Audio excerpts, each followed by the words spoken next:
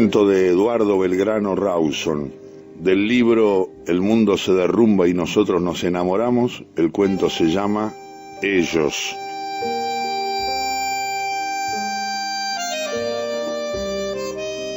Encima le saquearon la casa.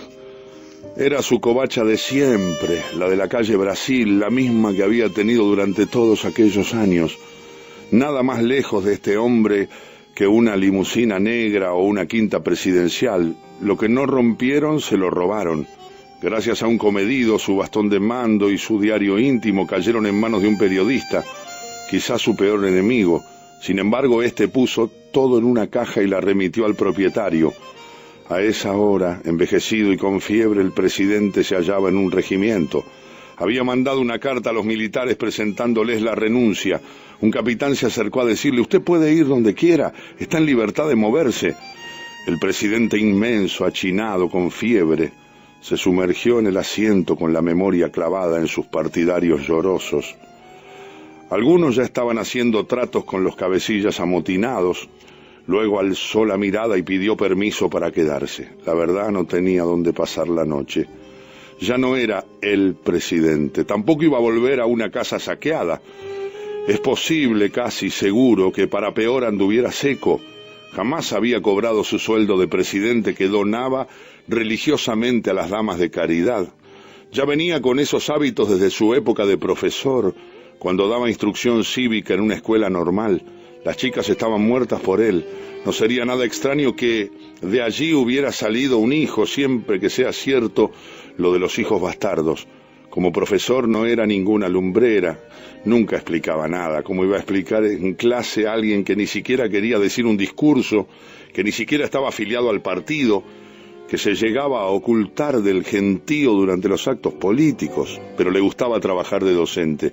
Si a una chica le faltaba un manual, lo compraba por su cuenta y se lo pasaba a través de la directora, como si lo hubiera provisto la escuela. Ahora estaba en el regimiento sin saber por dónde agarrar, para dónde irse.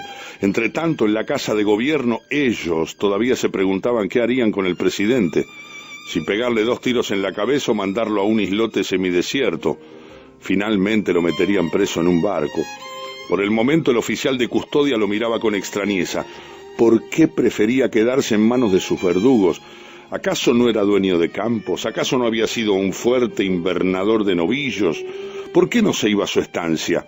En efecto, había unos campos. El presidente, podía decirse, había sido uno de los 2 ganaderos más exóticos de las Pampas. El otro era Hermógenes Ramos, el único que les pagó su tierra a los indios, que para peor era hereje, es decir, protestante. Su estancia se llamaba Miraflores. Si los indios, que eran muy desvolados, llegaban a robarle un ternero en la confusión, se lo dejaban luego junto al corral con las disculpas del caso. En cambio, al presidente terminaban de robarle hasta los cubiertos en el malón de la calle Brasil. Este hombre también había comprado sus propios campos. No provenían de la familia ni eran tierra robada a los indios. Su última estancia se la compró con un crédito del banco. Pero no era eso lo extraño, sino que lo hubiera devuelto era lo extraño. El préstamo provenía de aquel banco que tuvo un derrumbe estruendoso y estafó a los ahorristas. Ni lerdos ni perezosos los deudores del banco salieron a comprar los bonos con quitas inconcebibles. A nadie le pasó por la cabeza que pudiera desperdiciarse semejante oportunidad, salvo al presidente, que llegó a la ventanilla a pagar lo convenido. Fue lo único que dijo. Lo que se debe, se paga, explicó. No daba el tipo de los políticos adinerados que encargaban su ropa a Europa y eran abogados del Lloyds. De sus bufetes a la Casa Rosada apenas había un salto. ¿Quién precisaba ahora las cañoneras para tumbar a un gobierno? El presidente, por el contrario, estaba tan lejos del cielo como de la banca mundial. Siempre anduvo a contrapelo. Era invernador de novillos, pero lo silbaban en la rural. Había sido comisario a los 20, pero la policía lo detestaba. En esa época, mientras el presidente paseaba por Valvanera con cara de comisario, su amigo conocido como el Gringo, otro presidente en gestación, saltaba de puta en puta con sus compinches hasta que una vecina los denunció a la familia. Esa mujer trabajaba de partera. Para darle su merecido, el gringo se vistió de parturiente y la llamaron de urgencia. La trampa fue preparada en el cuarto de un amigo. Ahí, en la soledad penumbrosa, el gringo de peluca rubia se retorcía entre contracciones, bien instruido por otro compinche que estudiaba medicina. El momento culminante fue cuando la partera debió internar su mano para las maniobras de práctica y dio a boca de jarro con la imponente cosa del gringo, que a juzgar por los gritos de la partera ya estaba en camino de ser el nuevo macho de América. Es difícil que el presidente haya estado en ese cuarto. Siempre fue un lobo triste. Era uno de los mejores amigos del gringo, pero no compartían sus relaciones. Tampoco conocían aquellas fiestas del gringo donde coristas con perlas al cuello como único atuendo saltaban del interior de grandes tortas de hojaldre. La familia del presidente nunca estuvo para festejos, ni siquiera ha quedado claro si él alcanzó a terminar la escuela. Era sobrino de otro político llamado Leandro Alem.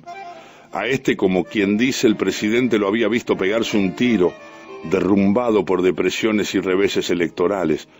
El presidente, a su vez, era nieto de un terrorista, el famoso Leandro Alem, con acento y sin M, ahorcado en una plaza por integrar una banda de parapoliciales. La familia, de pura vergüenza, decidió camuflarse el apellido. La gente se preguntaba además si el presidente era hijo bastardo de cierto dictador sanguinario. Era el rumor que difundían los periodistas. Debe recordarse ante todo que los diarios no lo tragaban. No terminaba de asumir cuando ya lo estaban despellejando por meter en el gabinete a tantos ministros imberbes. Por lo demás, ni justicia. Ni siquiera le festejaban pequeños logros, como reducir la deuda externa o cuidar el valor del peso. Esa fue la conducta de casi toda la prensa que imperó hasta el final. El caso bien hubiera podido llamarse Acorralen al presidente. Ahora, a casi 3 años de la revuelta, el presidente yacía muerto en un departamento ajeno, casi tan descascarado como la casa que le saquearon. Lo embalsamaron de apuro, no se obtuvo permiso para llevarlo al Congreso, de modo que fue velado en el living. Sin embargo, su antigua escolta se presentó en el entierro. La multitud se irritó. El jefe del escuadrón resolvió mantenerlo a distancia para ahorrarse la furia del pueblo. Los custodios parecían confundidos. ¿Acaso no tenían derecho a acompañarlo hasta la tumba? Pues bien, no lo tenían, pero estaban lejos de comprenderlo. Nadie les había explicado nada. La realidad fue que ellos no atinarían a resolver el problema ni ahora ni en el futuro. Frente a cada cuartelazo tendrían el mismo dilema. ¿Qué hacer con la guardia del presidente? ¿Cómo impedir que lo defendieran? No era un detalle menor, pues se trataba de un regimiento entero. Solamente atinarían a sacarlos de su lado para no tener que matarlos. De ahí que los ángeles de la guarda jamás cumplieran con su deber, o sea, defender al presidente hasta la muerte. Cuando el trabajo estaba hecho, sus custodios volvían al escenario del crimen como esos canas abochornados que van a echar un vistazo a una zona liberada. El hombre que debían cuidar se había evaporado. En su lugar había otro. Era todo lo que hubieran podido decir. Fue el entierro del siglo. El cortejo siguió hasta la plaza y se transformó en una protesta. A muchos les hubiera gustado que el cadáver quedara ahí para siempre, al estilo de Lenin, pero ellos habían difundido un rumor. Los empleados que faltaran ese día serían echados sin compasión. Fue una amenaza inútil. Las calles reventaron de gente, pero no pasaría de eso. El cajón se fue al suelo 3 veces. Para ellos, esto fue un signo auspicioso. El debut había sido perfecto. Apropiarse de un país era más fácil de lo que habían supuesto. Tomarían las riendas cuantas veces fuera preciso, sin heridos ni prisioneros. Por ahora están tranquilos, siguen ahí, al acecho, en una casa alquilada a pocos pasos del centro, en una calle con charcos y gatos que saltan entre las sombras, espiados por una vecina que se congela de miedo cuando ve movimientos raros.